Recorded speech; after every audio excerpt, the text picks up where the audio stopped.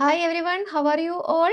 I am Rekha. Welcome to my channel Rekha's Knowledge Hub. Today we will see NCERT Class 6 Social Science, Chapter 6, The Beginnings of Indian Civilization, NCERT Questions and Answers. Why does the civilization studied in this chapter have several names? Discuss their significance. Why this civilization has several names? The civilization has several names because it was discovered at different times and from different important sites. People found parts of this civilization in more than one place and at different times. Each name highlights a special feature, region, or discovery related to it. So each discovery led to a new name. First one, Harappan civilization. Some people call it Harappan civilization. The first site to be discovered was Harappa. Archaeologists first dug up big ruins or remains at a place called Harappa. So the civilization is often called a Harappan civilization. Next one, Indus Valley civilization. Many important sites were found along the Indus River and its tributaries. Some people call the civilization as Indus Valley civilization. Why? Because many ruins or remains were found near the Indus River and its tributaries. So some people call it Indus Valley civilization. Next one, Indus Saraswati civilization. Some sites were also found near the Kakarhakra river, which some historians associate with the ancient Saraswati river. Some scholars, they use the name Indus Saraswati civilization. Why? Because some sites were also found near Kakarhakra river. This river is associated with ancient Saraswati river.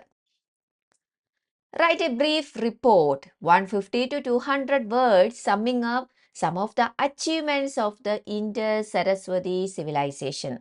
So we have to write the achievements of the Indus-Saraswati civilization.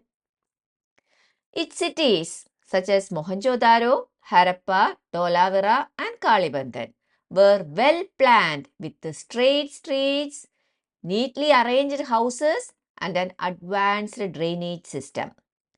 So, the cities of Indus-Saraswati civilization like Mohenjo-daro, Harappa, Dholavira and Kalibangan, they were well planned.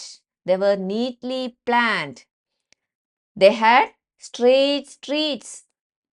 The roads were straight.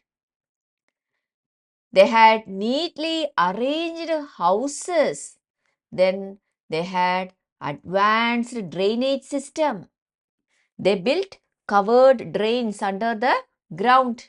This shows that the people had a strong understanding of town planning and public sanitation. So they cared about keeping the city clean and the people healthy. Some large buildings seem to have been used for collective purposes. For example, warehouses. They made big storage buildings to keep their grain safe from insects or rain. They had warehouses. They had good water management systems like wells, reservoirs, and structures like the Great Bath in Mohenjo-daro. They had good water management systems like wells, reservoirs, then Great Bath in Mohenjo-daro. Harappans grew cereals like barley, wheat, and some millets, and sometimes rice in addition to pulses and a variety of vegetables. So, Harappans grew barley, wheat, millets, rice, pulses, and a variety of vegetables. They were also the first in Eurasia to grow cotton, which they used to weave into clothes. They also grew cotton. They used this cotton to weave clothes.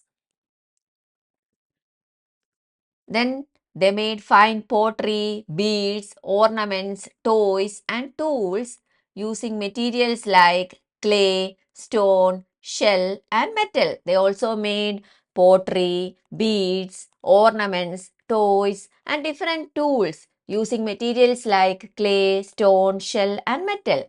The craftsmanship seen in jewelry, seals, and sculptures reflects their artistic talent. So they were good in making jewelry, seals, sculptures, etc. Trade also flourished both within the region and with distant lands such as Mesopotamia, indicating their economic strength and use of weights and measures. So they exchanged goods with distant lands, even other civilizations. They also made weights of fixed sizes to measure things. So these people were very talented. Imagine you have to travel from the city of Harappa to Kalibangan. You just imagine you have to travel from the city of Harappa to Kalibangan. What are your different options? So we have to write the different options for traveling from Harappan city to Kalibangan. Can you make a rough estimation of the amount of time each option might take? We have to write an estimation of the amount of time each option might take. Harappa is located in present-day Punjab, that is in Pakistan, while Kalibangan is in Rajasthan, India. So, Harappan city is now in Pakistan, that is in present-day Punjab, while Kalibangan is in Rajasthan. In ancient times, people did not have cars or trains, so they used natural routes, animals, and rivers for travel. In ancient times, people used natural routes, animals, and rivers for traveling. Now, we will check different options for traveling from Harappa to Kalibangan. First one, travel by foot. People often walked long distances in ancient times. See, what is the estimated distance? About 500 to 600 kilometer. Then, travel by bullock cart. Bullock carts were commonly used for carrying goods and people. Then, travel by river route. The Indus and its tributaries may have allowed boat travel for part of the journey. Let us imagine a Harappan man or woman being transported to an average kitchen in today's India. What are the 4 or 5 biggest surprises awaiting them? Let us picture a Harappan person suddenly walking into a modern Indian kitchen. They would be amazed by so many things. Steel and non-stick utensils. They would be amazed to see shiny stainless steel, aluminum, and non-stick cookware. Then LPG stove and instant flame. They cooked using firewood or clay ovens. Seeing a stove light up with just a knob or button would shock them. So fire coming with a single turn of a knob would be shocking. Next one, packaged and processed foods. Packets of biscuits, spices, chips, oil, ready-made masala mixes, and even milk in packets would be completely unfamiliar. Then refrigerators, a tall box that keeps food cold and fresh for days would be unimaginable for them. Then running water and tap water. Water flowing directly from a tap would amaze them. Harappans had wells and drains, but not water on demand. So just open a tap and water comes out. This will be amazing.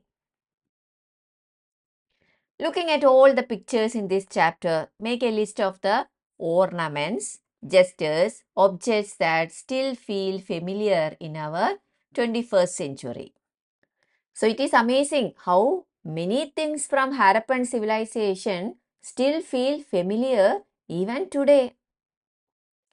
See, pottery, bowls, jars, and storage pots still look like today's matkas. Then seals or stamps similar to today's stamps or logos. Then terracotta figurines like today's clay dolls or decorative items. Then combs, simple designs that resemble modern wooden or plastic combs. Then weights and measures. Similar idea used in today's weighing stones or balance scales. Then bead making tools like tools used by jewelry makers today. So many things from Harappan times still look like our everyday items even after so many years.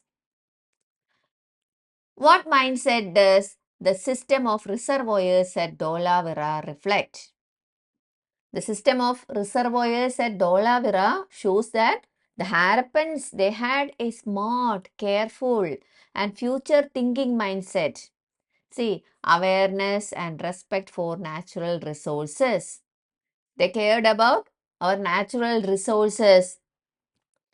Then advanced engineering and planning. They were excellent planners. They planned how to store water for the whole year, even in a dry region. They used every drop of rainwater and river water wisely. Then preparation for difficult times. Then community cooperation.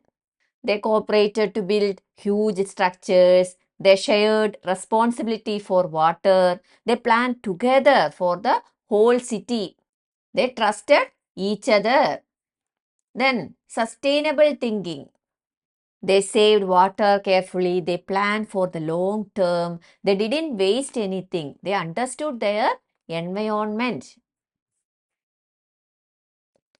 In Mohenjo-daro, about 700 wells built with bricks have been counted. They seem to have been regularly maintained and used for several centuries. Discuss the implications. So in Mohenjo-daro, about 700 wells built with bricks were discovered. These wells were regularly maintained and they were used for several centuries. So discuss the implications. Advanced understanding of water management system. Building so many wells shows that the people had a deep understanding of groundwater and methods to access clean water. Almost every house had its own well. They had a very good understanding of groundwater. They also knew methods to access clean water, that is advanced understanding of water management. Then focus on public hygiene and daily needs. The large number of wells suggests that every neighborhood had easy access to water for drinking, bathing, cooking and cleaning. Almost every house had its own well or one nearby. This shows they wanted comfort or convenience for everyone. Then skilled engineering and long-term planning. The wells were built with carefully placed standardized bricks and lasted for generations. This indicates strong engineering skills and careful city planning. These wells were built with baked bricks arranged in perfect circles. This shows excellent engineering and construction skills. They planned their water supply so well that it lasted for generations. This is a sign of a society that thinks about the future, not just the present. They had long-term planning. Stable and organized society. Maintaining wells over centuries required cooperation, labor, and some form of local administration. This means Mohenjo-daro had a stable, well-organized civic system. Only a peaceful society can build and maintain such a huge water system for centuries. So, there must have been good cooperation and strong organization. It is often said that the Harappans had a high civic sense. Discuss the significance of this statement. Do you agree with it? Compare with the citizens in a large city of India today.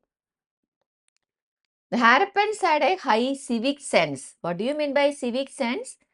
The behavior that shows care for the city and other people. The Harappans, they cared for the city and also they cared other people. They had well-planned cities, straight, wide streets laid out in a grid pattern. Then separate public and private areas. Then standardized brick sizes used everywhere. This shows a collective agreement on rules and planning. The Harappans had straight roads, neat houses, and excellent drainage.